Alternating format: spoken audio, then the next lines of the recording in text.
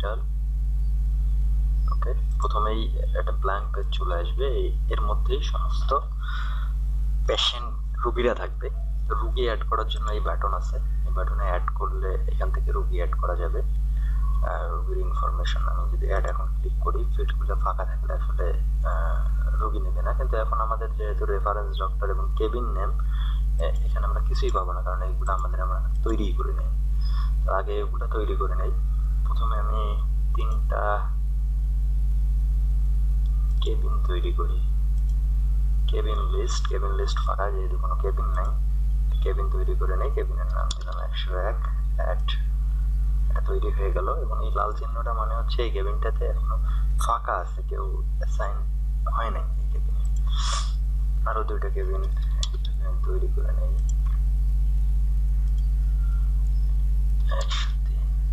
ওকে, এখন ডক্টরস কিছু তৈরি করে নেই। ডক্টরস লিস্ট এটাও ফাঁকা, এখান থেকে ডক্টর তৈরি করি। ডক্টরের নেম দেই একটা নাম, রাসেল খান।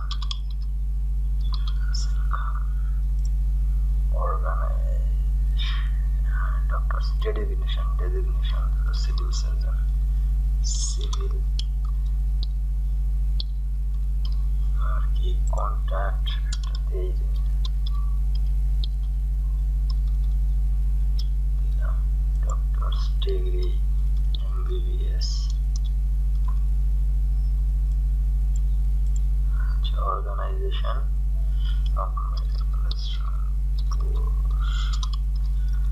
মেডিকেল কলেজ,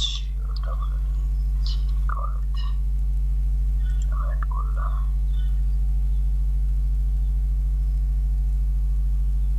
এটা আসলে করি। আচ্ছা, আরেকটা অ্যাড করি। অ্যাড করে কি নাম দেই,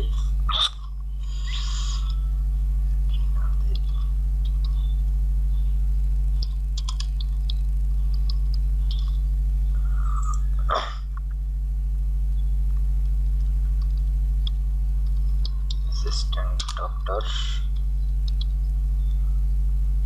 কন্ট্যাক্ট হচ্ছে 01 1 2 3 4 5 6। ডিগ্রি এটাও MBBS। তার অর্গানাইজেশন দেওয়া MC।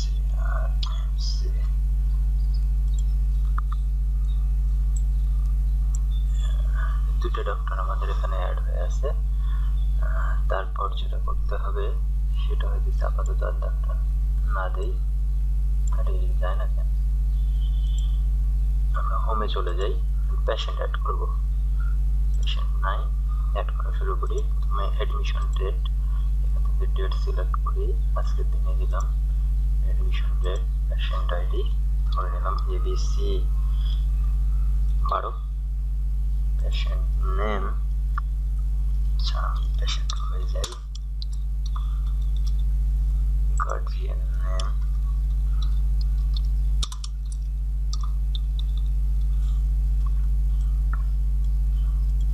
কন্ট্যাক্ট 01741948496। অ্যাড্রেস হচ্ছে ঘরের কুঠি।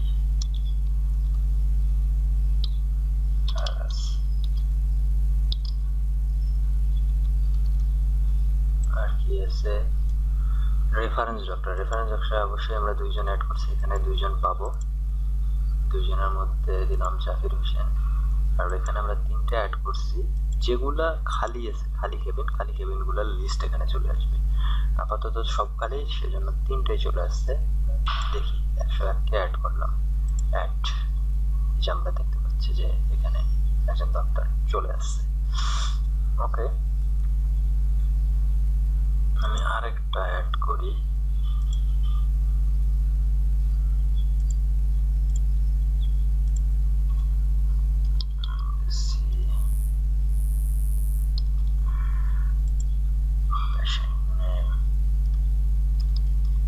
আবুল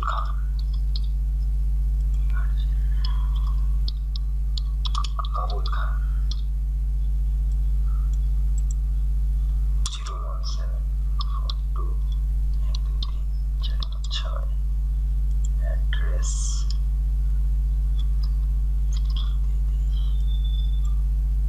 রেফারেন্স ডক্টরে দুইজন আছে, ধরলাম রাসেল খান। আর এখানে আমরা এখন যেহেতু 1 নম্বর কেবিন একজন বরাদ্দ হয়ে গেছে, অর্থাৎ 101 নম্বর কেবিনটা আর আসবে না। এখানে বাদ বাকি যেগুলো আছে ফাঁকা কেবিন সেগুলো আছে, ফাঁকা কেবিন থেকে যে কোনো একটা সিলেক্ট করি, বললাম 102 অ্যান্ড অ্যাড। আমরা এখানে দেখতে পাচ্ছি এখন এদের ডিটেল ইনফরমেশনের দিকে যদি যাই, এখন আমি একটু কেবিন লিস্টে আগে যাই।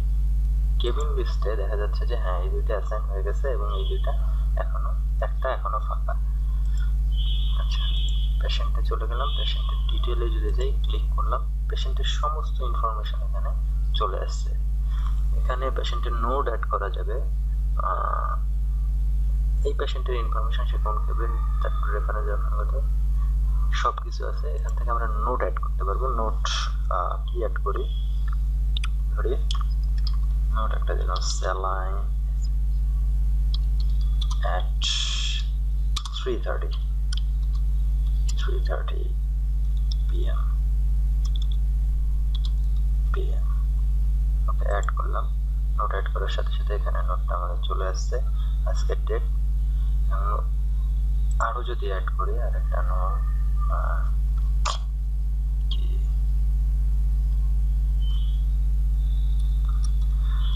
স্লিপিং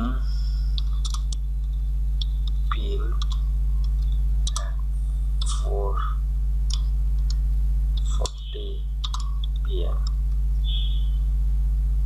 এই নোটটাও এখানে চলে আসছে। যেটা আমি আগে অ্যাড করব সবার শেষে, সেটা উপরে থাকবে। এইভাবে ধীরে ধীরে নোট আমি অ্যাড করতে পারবো। আমার এই নোটটা সিলেক্টেড অবস্থায় আছে। এখন আমি যদি টেস্ট অ্যাড করতে যাই, তাহলে টেস্টে চলে যেতে হবে। টেস্টে চলে যাই, add test, urine test. Okay, add করলাম, চলে আসলো। আরো যদি টেস্ট অ্যাড করতে চাই, blood test, blood test add হয়ে যাচ্ছে। আরো হাবি যাবি যা কিছু খুশি আমি করতে পারি, সব অ্যাড হবে। এই এখানে লিস্ট বড় হলে এটা স্ক্রল করবে। এখন আমি এই ইনফরমেশন গুলো যদি হাইড করতে চাই, এখানে ক্লিক করলে এই ইনফরমেশন গুলো হাইড হয়ে যাবে, লিস্টটা বড় হবে। আবার যখন শো করাবো, তখন এখানে ক্লিক করলে ইনফরমেশন গুলো সব শো করবে। এই হলো মোটামুটি কাহিনী। তারপর আমরা হোম বাটন আছে, ব্যাক ক্লিক করে ব্যাক সময়, এটা ব্যাকে ক্লিক করলে এটা হচ্ছে ডিলিট। আমি যদি পেশেন্টটাকে ডিলিট করতে চাই, সাধারণত ডিলিট করার কোনো দরকার নাই, কারণ এখানে আমি রিলিজ নামে বাটন দিচ্ছি, যে আমি রিলিজ করব এই পেশেন্টটাকে। যদি আমি রিলিজ করি, রিলিজ ক্লিক করার সাথে সাথেই, তাই সে 101 নম্বর কেবিনে ছিল, ওই কেবিনটা ফাঁকা হয়ে যাবে। আমরা কেবিনে দেখি যে 101 নম্বর কেবিন এখন ফাঁকা, এবং রিলিজ লিস্টে তার সমস্ত ইনফরমেশন গুলো থাকবে। যত পেশেন্ট রিলিজ হয়ে গেল, ইনফরমেশন গুলো এখানেই থাকবে। That's it.